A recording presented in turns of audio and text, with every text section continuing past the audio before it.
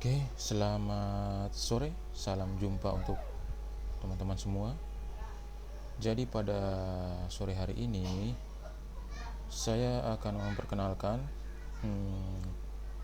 sebuah aplikasi yang ya tidak bisa dibilang baru juga, karena saya sendiri pun baru mengetahui software ini ya. Jadi ini adalah software analisis statistik. Oke. Nama softwarenya adalah JASP ya. Ya, tampilannya seperti ini. Nah, software ini itu dikembangkan oleh para ahli yang ada di Universitas Amsterdam di Belanda.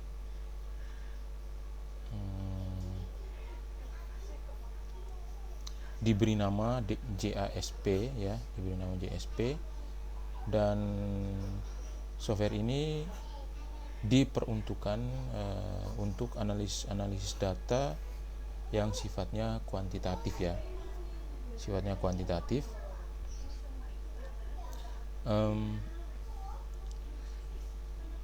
Ada beberapa keunggulan dari software ini dibandingkan dengan software statistik lain yang mungkin sudah sering kita kenal ya, atau kita dengar, seperti misalnya SPSS ya.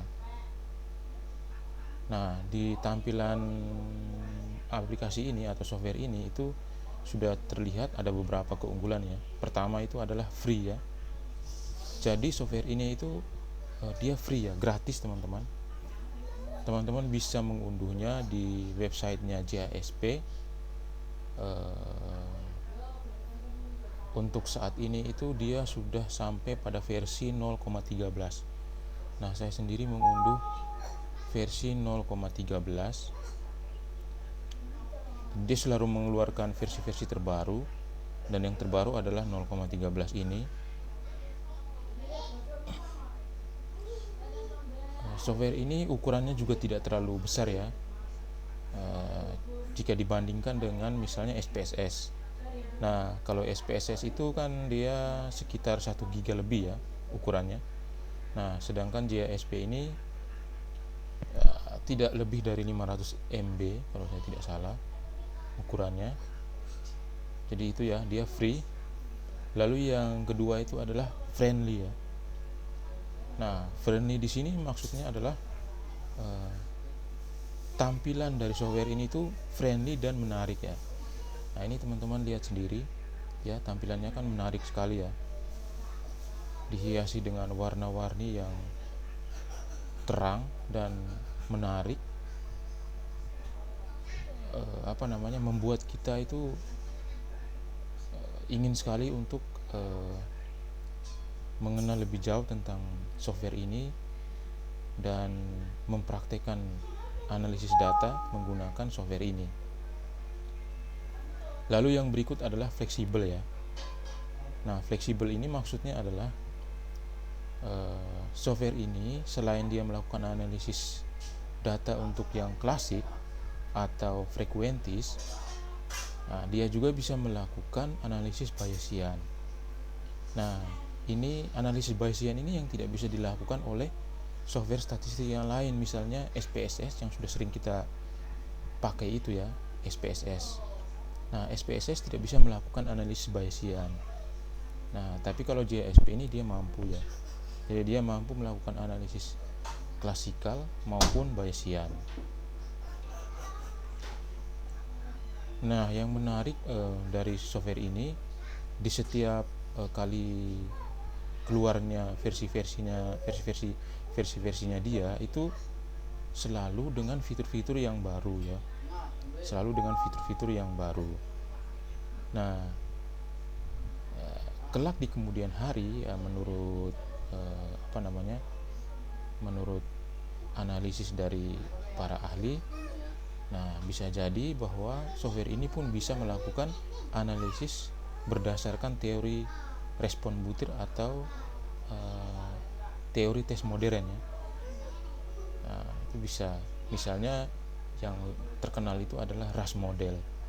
Nah, bisa saja di kemudian hari dengan perkembangan yang pesat ini, software ini bisa untuk melakukan analisis ras model ya. Jadi kita tunggu saja ya perkembangan dari software ini.